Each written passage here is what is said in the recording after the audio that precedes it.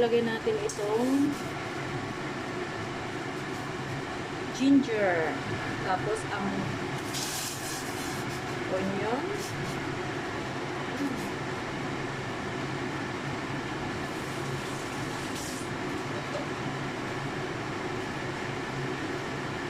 Tapos syempre, lagyan natin ng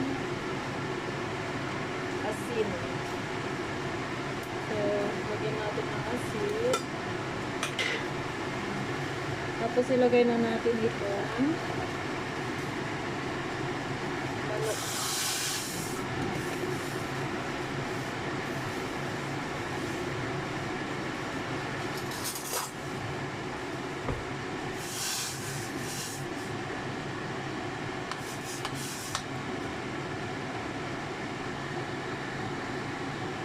So, antayin natin maluto yan. Antayin natin kumulo.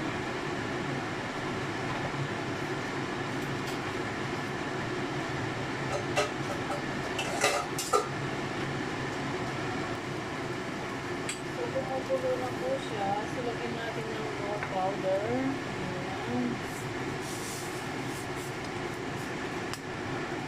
Tapos,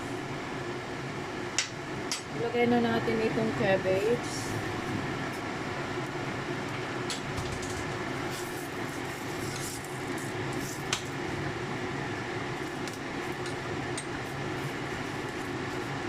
Simpleng luto, simple lang po siya, pero masarap at masustansya.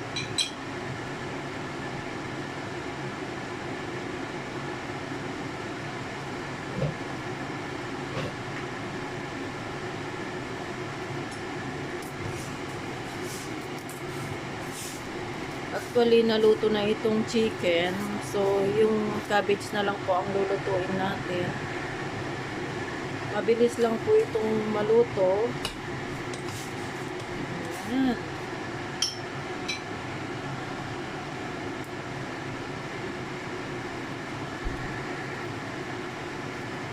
So, ayan. Kumukulo na po. At syempre, luto na ang ating cabbage. Ayan. So, ngayon, pwede na tayong kumuha ng ating ulam. I-off na natin ang fire. At so ito na, kukuha na tayo ng ating manok o ulamin. Bango, sarap.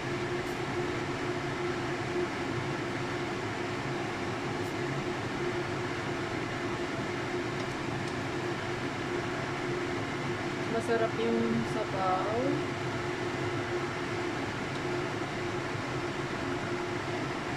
So, ito na ang napakasimpleng ulam.